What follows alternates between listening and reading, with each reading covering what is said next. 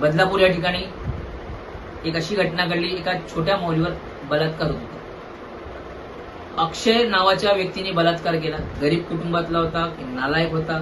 एक काही जण ज्यांनी चुकी केली त्याला सजा मिळाली पाहिजे, पण कायद्याप्रमाणे मिळाली पाहिजे होती। का सांगतोय, त्याच्या काही ऑडिओज मी वाटल्या, व्हिडिओ ऐकल्या। त्या व्हिडिओ सांगितलं मी एक कृत्य केलं नाही, एक केलं, पण ठीक आहे कृत्य केलं असेल आणि पोलिसांनी पकडलंही असेल, पण पोलीस सांगत होते की आधी तो डोक्याने कमी आहे, डोक्याने कमी आहे तर त्यांनी हुतुतू पोलिसांच्या हातून बंदूक कशी काय घेऊ शकतो? ह्याच्यावर न्याय व्यवस्थेने विचार करायला पाहिजे होता, जनतेने विचार करायला पाहिजे होता। त्यात अक्षयने बघा, अक्षयने रेप केलाय, त्याला त्याची सजा मिळालीच पाहिजे, पण ती कायद्याप्रमाणे का? जसं देशावर 26 अकराला हल्ला झाला होता आणि कसाबला जिवंत का ठेवण्यात आलं की ह्याच्या मागे कोण कोण षडयंत्र आहे ते कळलं पाहिजे। फास्ट ट्रॅक मध्ये केस चालवा, त्याला फाशी द्या, प्रॉब्लेम नव्हता। का सांगतोय, अक्षयला ठोकलंय, त्या अक्षयच्या आधी अनेक महिलांवर रेप झालेत, त्यावर मुख्यमंत्र्यांचं काय बोलणं आहे? त्यांना कोण ठोकणार? त्यांना काय तुम्ही न्याय देऊ शकत? अक्षयला जसं ठोकलं ना तसं बाकीच्या ज्यांनी रेप केलं त्यांना का नाही ठोकलं? जनता ही विचार करते।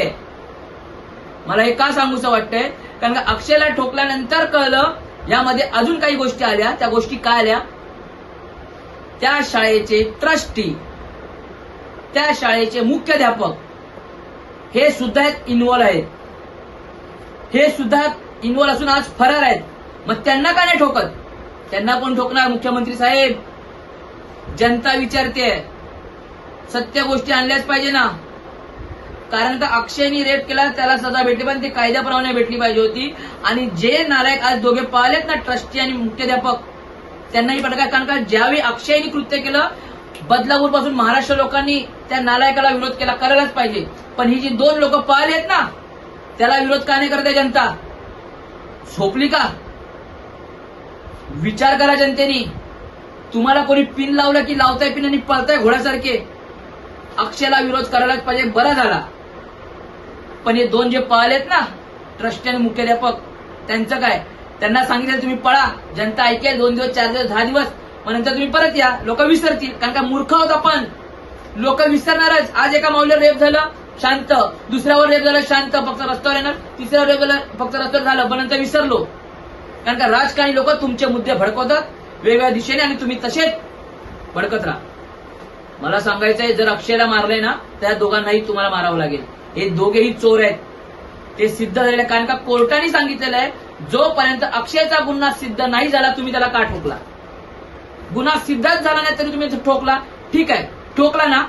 पोलीस सांगतात की त्यांनी झटापटी केली, तो मनोरुग्ण होता तरी ठोकला, मग या दोघांना तुम्ही का सोडलं?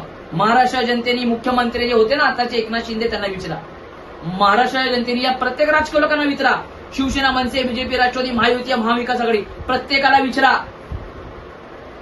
की का तुम्ही शांत बसलात? कायदा प्रत्येकाला समान आहे। इथेच थांबतो, तुमची रजा घेतो। जय हिंद, जय शिवराय।